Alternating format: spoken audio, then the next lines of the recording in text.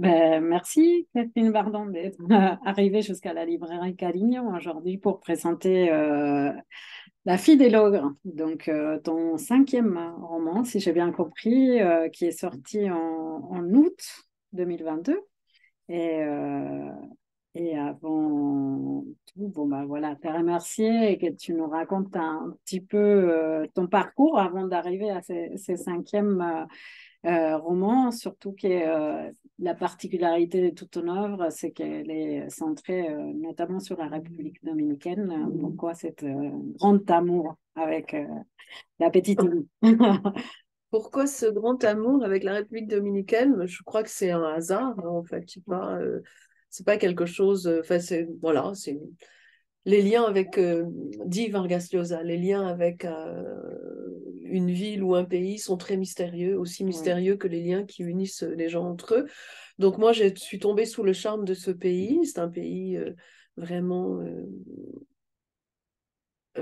c'est plein de couleurs, plein de vie, plein de musique. Donc voilà, c'est un pays extrêmement beau, une géographie magnifique, une nature magnifique, un peuple extrêmement souriant, extrêmement accueillant. Donc je suis tombée sous le charme de ce pays il y a une trentaine d'années et depuis j'y passe le plus de temps possible, Ouais. notamment en hiver. Oui, et tu l'as exploré beaucoup et tu t'es aussi beaucoup plongé sur son histoire. Il faut rappeler que tu es connu pour une saga fantastique des trois ouvrages qui s'appellent Les Déracinés et qui parle aussi déjà du lien. Ces livres, ils se sont vendus à 500 000 exemplaires, c'est vraiment un grand succès, non? Que tu as trouvé tout de suite dans tes Oui, premiers oui, bah romans de fiction. ouais, c'est un premier roman effectivement qui a trouvé les déracinés, qui a rencontré son public en racontant une histoire méconnue, qui est l'établissement de ces pionniers juifs allemands, autrichiens en République dominicaine en 1940 pour y construire un kibbutz. Et donc, dans la saga que j'ai écrite, on les suit sur trois générations. Et c'est aussi une histoire du monde à travers eux Ouais. et une histoire récente de la République dominicaine. Bon, mais aujourd'hui, on est là pour découvrir La fille des logres. Donc, en effet, c'est la fille des Trujillo, un dictateur qui a, comment on peut dire, régné ou gouverné la République dominicaine entre les années 30 et les années 62, si je ne me trompe pas, ou 61, 61. où il Mhm. a été assassiné. Mais certes, il est dans la couverture, mais ce qui t'a occupé et qui est le personnage central de ces romans, c'est sa fille, Flor de Oro.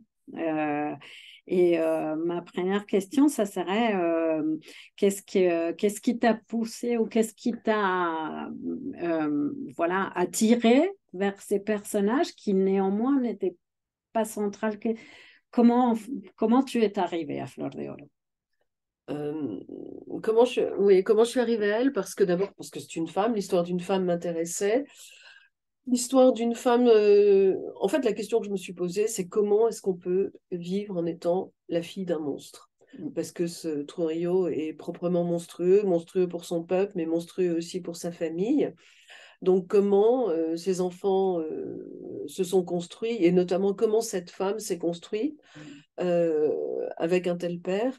Et donc, ce qui m'a au départ amené sur Flor de Oro, c'est son premier époux, Porfirio Rubirosa. C'est par lui que je suis arrivée à elle, en me demandant qui était justement cette femme qu'il avait épousée, qui était cette fille de dictateur. Et quand j'ai découvert Flor de Oro, les photos, avec ce sourire magnifique qu'elle arbore en permanence, je me suis dit, c'est pas possible, ce sourire, c'est un masque, ça cache quelque Mm. chose. Et effectivement, en enquêtant sur sa vie, je me suis rendu compte d'une vie à la fois extrêmement dramatique, une vie faite de grâce et de disgrâce, une vie chaotique euh, et une vie sous emprise. Et donc, j'ai voulu raconter ça.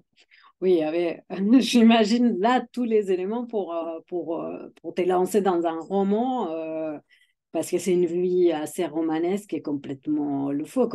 Je veux dire, je, j'ai- voilà, une autre de mes questions, justement, parce que, euh, comme tu l'as dit, c'est l'histoire d'une femme du XXe siècle. Et une femme qui est néanmoins née en République dominicaine a connu le monde entier, si je ne me trompe pas, et si c'est que tu intègres dans ton roman est vrai, elle a été formée en France dans un internat. Son père l'a envoyée toute jeune, à 11-12 ans, s'est formée en France.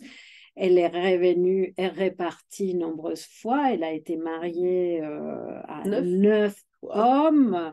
Elle a vécu à New York, au Canada, en République dominicaine, au Brésil, En c'est-à-dire une France. femme du monde Mhm. dans le XXe siècle, et néanmoins une histoire tragique et soumise. Est-ce que Mhm. tu veux raconter un petit Oui, peu alors pour tout le monde c'est un peu effectivement ce qui a tissé? le paradoxe de sa vie, c'est-à-dire que c'est à la fois une femme qui est extrêmement ouverte sur le monde, qui a une éducation française, internationale, qui parle plusieurs langues, qui va voyager quasiment dans le monde entier, qui va fréquenter les grands de ce monde, qui va être avec son mari en ambassade à Berlin en 1936, qui va connaître Eleanor Roosevelt. Donc elle a effectivement comme ça une vie extrêmement internationale et on pourrait dire peut-être presque de jet set, entre Mm, guillemets. Et en même temps, elle va connaître des moments de pauvreté, où elle va être finalement niée en fait dans son existence, notamment par son père. Euh, Elle va traverser le siècle avec tous les, je dirais, tous les éléments, tous les événements de la dictature mm. qui affectent son père, vont affecter sa relation avec son père et sa propre vie. Et donc, c'est à la fois une traversée du siècle avec elle, mais c'est aussi un chemin de femme, c'est-à-dire de 1915, quand elle naît dans ce pays catholique un peu cadenassé, à 1978, quand elle va décéder à New York, ben, il y a tout un parcours d'émancipation des femmes qu'elle va plus ou moins assumer. Ben, oui, oui, oui, parce que tu l'as dit très bien, malgré ces conditions, elle laisse presque pas des traces. Il a fallu, comme tu dis, tu es arrivé par Porfirio Rubirosa, son premier mari, qui était un dandy, un personnage comme un peu des jet set, etc.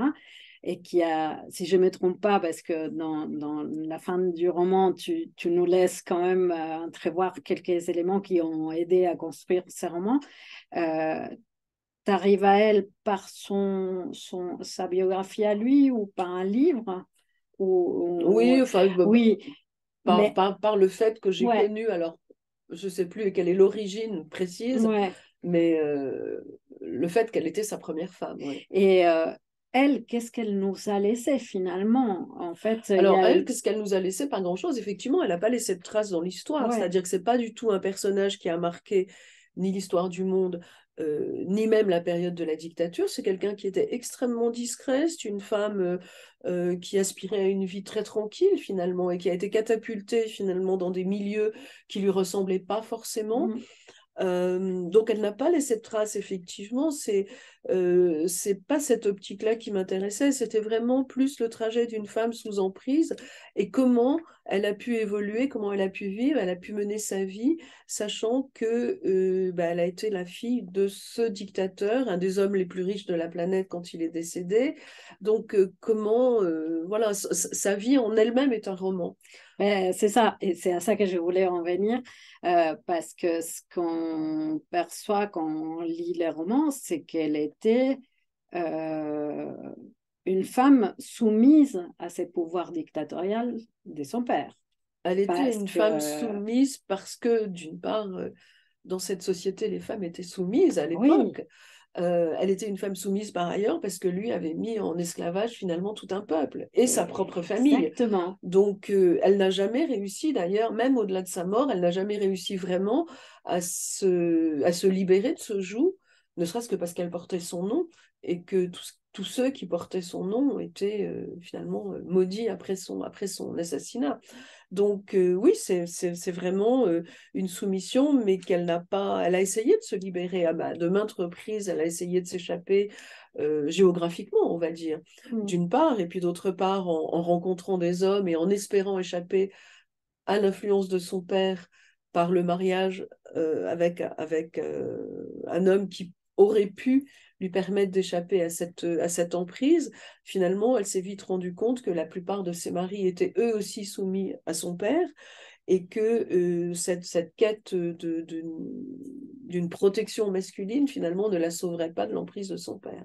Non, c'est en effet ce qu'on lit et ce qu'on constate à la lecture de ces livres, c'est replonger sur cette énorme disparité qu'il y avait dans le XXe siècle, en Amérique latine, mais dans le monde entier, et particulièrement dans ces contextes de dictature entre les hommes et les femmes. Parce que son père a été aussi marié énormément de fois et il a laissé des héritiers plusieurs et donc on compare la, la liberté ou euh, de son père pour traiter ces histoires d'amour et celles auxquelles elle devait se soumettre, et on est quand même un peu euh, étonné, non? Oui, enfin, je pense que ça, c'est pas surprenant, hein. Son père, c'était le maître du pays, donc il était maître de son peuple, il était maître des femmes qui lui appartenaient, il considérait que tout lui appartenait dans ce pays, que ce soit les terres, les entreprises, les individus et les femmes, bien sûr. Et donc, effectivement, il a eu plusieurs mariages, énormément d'enfants, 9 reconnus, mais certainement beaucoup plus. Euh, et donc oui, lui s'est autorisé effectivement ce qui ne permettait pas à sa fille. Malgré tout, elle a été mariée 9 fois. C'est quand même un exploit.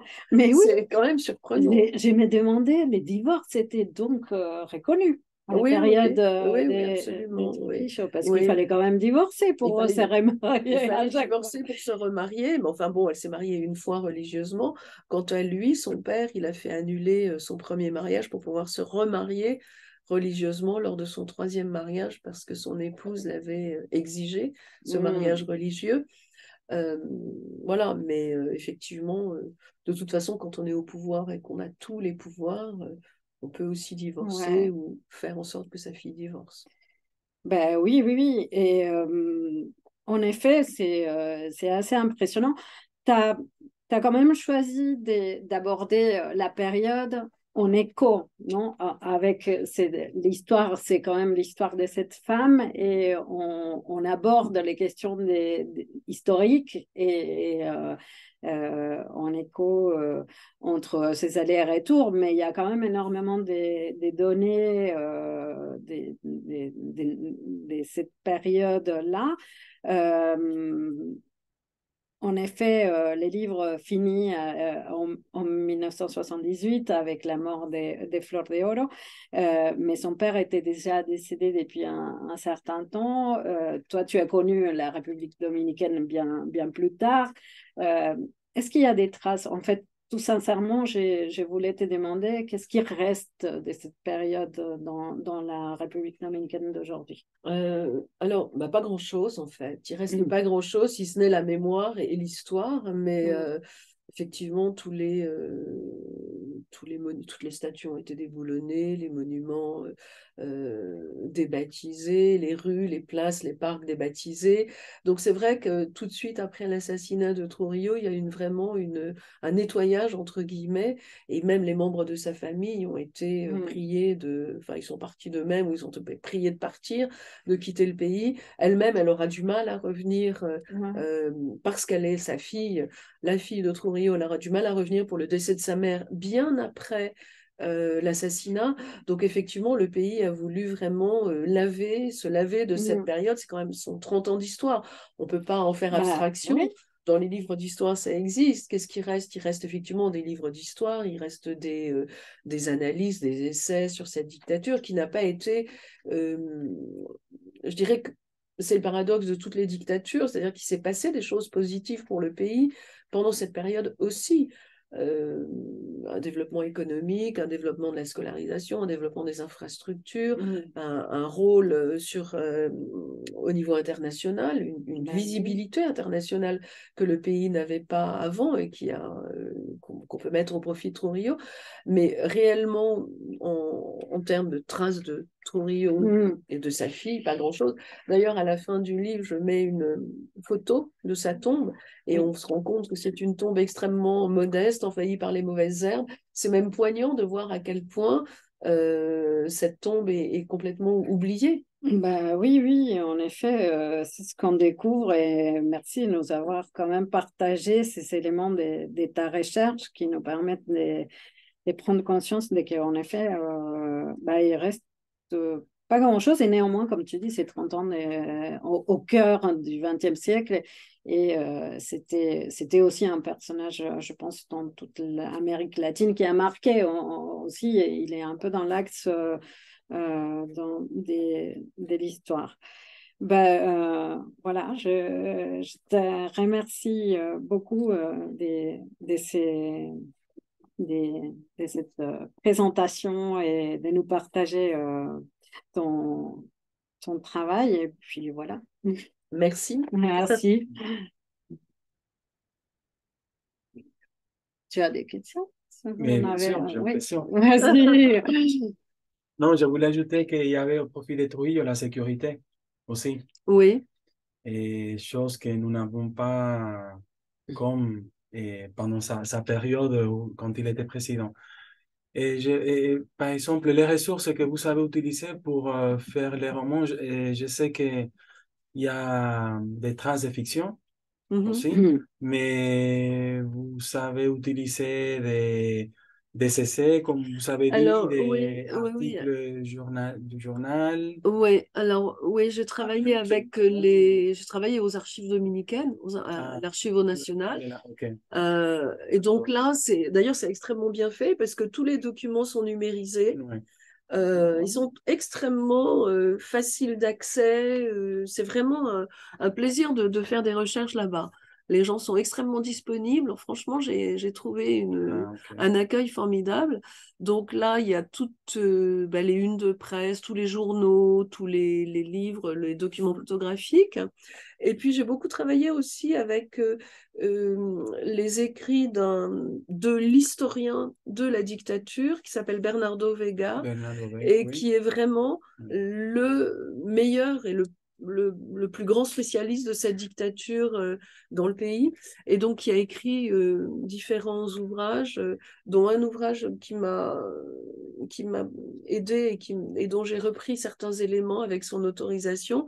Ce sont les courriers des Trujillo, un ouvrage qui s'appelle Los Trujillos se escriben, donc les courriers échangés dans la famille, mais aussi l'histoire de la dictature. Enfin bon, il y a beaucoup d'ouvrages à son actif. Et puis les mémoires de Porfirio Rubirosa aussi, Ouais. mais où il fait très peu allusion à sa première femme, paradoxalement, alors qu'il y a toujours un lien entre eux au fil des années. Ils resteront assez liés, à tel point qu'il essayera d'ailleurs de la reconquérir à un moment donné. Voilà, donc ce sont les sources. Et Bernardo Vega, vous l'avez rencontré? Oui, C'est ça? oui. Ok. Et comment vous avez pu faire les contacts et, Avec lui, oui, je me souviens pas. Qui est-ce qui m'a parlé de un lui? ami, un contact, un Je ne commun? me souviens plus. Honnêtement, je me souviens plus. Ok. Mais soit, je sais il était le président de l'Académie dominicaine d'histoire. Ok. Et Ok. alors, je sais plus Les- par où m'est venu son nom. Oui. Mais voilà, et nous nous sommes effectivement rencontrés. Il m'a prêté ses livres, autorisé à reproduire des documents. Donc, son aide a été Oui, précieuse. parce que Rubirosa, il est resté quand même ambassadeur pour Trujillo pendant longtemps, presque Oui. jusqu'à la Oui, fin il a de la été, période. oui, il a travaillé dans différentes ambassades, dont l'Argentine. Et on Oui, dit qu'il a été j'ai l'amant vu de ça. Batera. Oui. Ah bon? Ah, ça, je ne Oui. savais pas. Mais il semblerait que c'était un très bel homme et qui a conquis Ouais, c'est un énormément. mythe, hein, c'est une légende, la légende Casanova. du Mais je suis d'accord séducteur. avec vous, oui, parce que de Porfirio Rubirosa, il y a beaucoup sur lui par rapport à ces histoires d'amour avec les actrices Et voilà, les vedettes D'ailleurs, sa deuxième connues. femme était une actrice française, hein, c'était Ben oui, Danielle Darieux. c'est ça. Voilà, sa dernière femme était une actrice française aussi. Non, non, Et c'est une il est mort histoire incroyable. dans le bois de Boulogne au volant de sa Ferrari. C'est-à-dire qu'il y a aussi une chose que j'ai découverte et qu'on sait peu finalement, c'est tous les liens de cette dictature avec la France. C'est-à-dire que Ouais, Flore a été éduquée en France, elle aura un mari français, Mm. elle a beaucoup vécu à Paris, à Neuilly, avec Porfirio. Ils ont été, enfin lui était secrétaire à l'ambassade de Paris.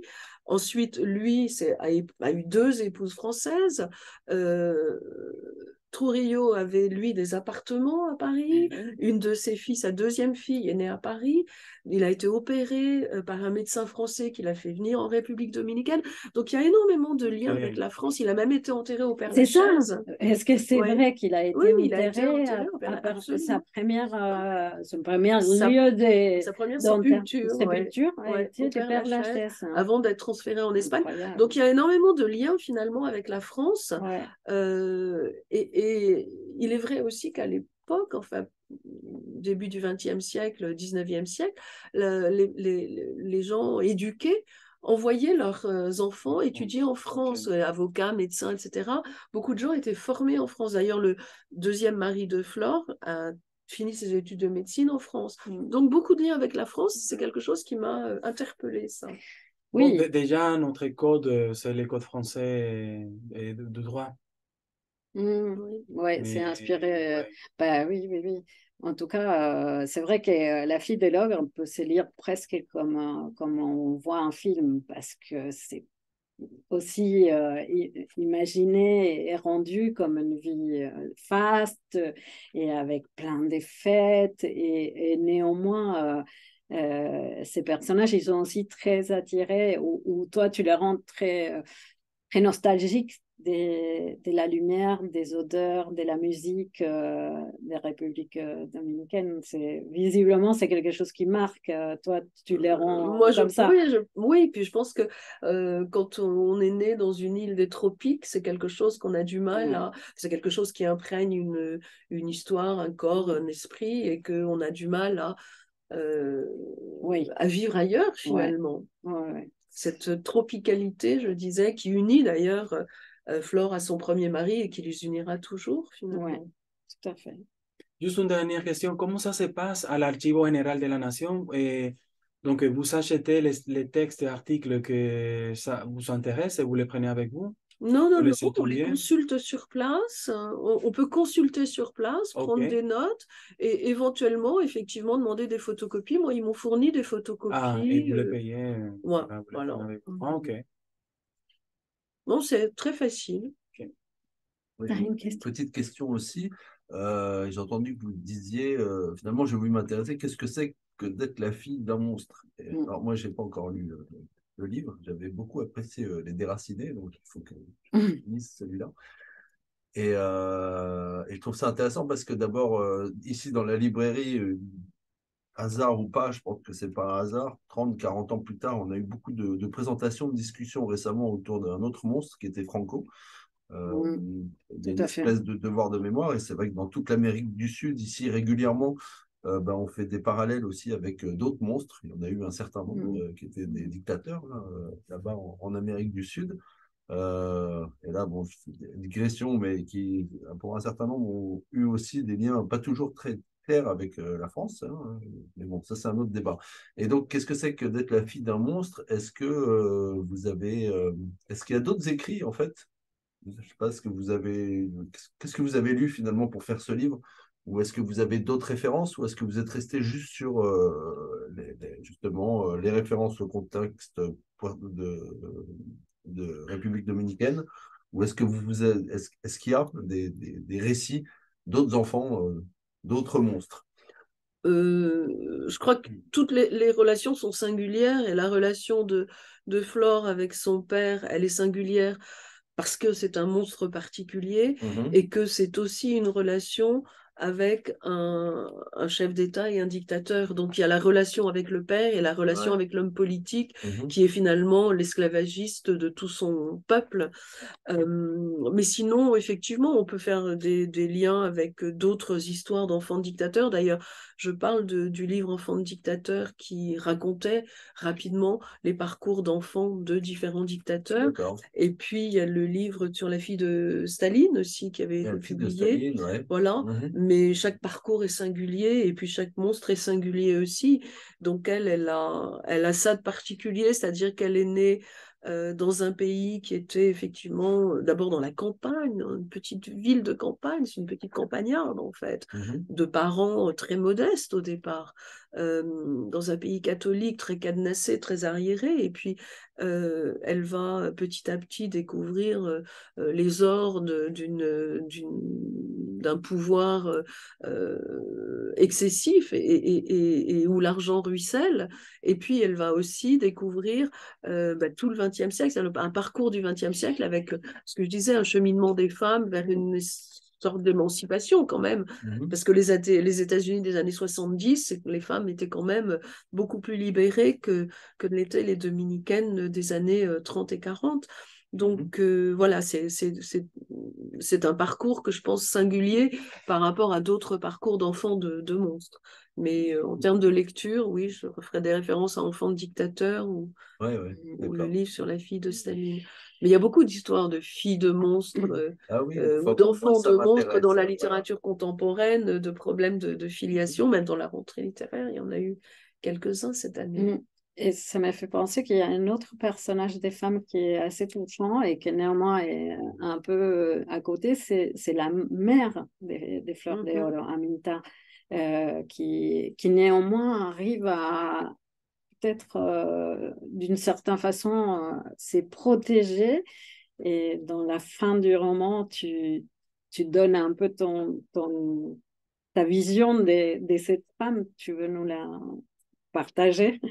Oui, bah, c'est une femme modeste, c'est une femme qui s'est exclue finalement Ouais. du jeu politique et du jeu familial et qui a préféré se retirer pour pouvoir vivre à peu près calmement et en paix, en essayant de protéger sa fille et de toujours être là pour sa fille. Ouais. Donc c'est un personnage attachant en ce sens qu'elle a joué son rôle de mère jusqu'au bout, et dans toute la mesure de son possible, qui était quand même limité parce que lui autorisait finalement Trujillo, même après leur divorce. Ouais. Voilà, À notamment chaque fois moins et avec à chaque fois moins des moyens. Elle a avec, réussi quand même à oui, avec vivre très peu de longtemps moyens. Oui. et à Oui, rester mais c'est un quand même pays, en vie. mais c'est un pays où la solidarité est importante, la solidarité familiale, Ouais. et je pense qu'elle en a bénéficié effectivement, Okay. et qu'elle s'est volontairement euh, mise en retrait. Ouais. Elle n'a rien revendiqué par rapport à cet homme qui avait été son premier mari et qui aurait pu finalement la Ouais. traiter beaucoup Ben mieux. oui. Il aurait été décent qu'il la traite beaucoup mieux, mais lui n'a aucun respect pour rien, quoi. Ouais. C'est vrai. Bon, ben, super. Merci. Merci, Catherine. Merci, Catherine.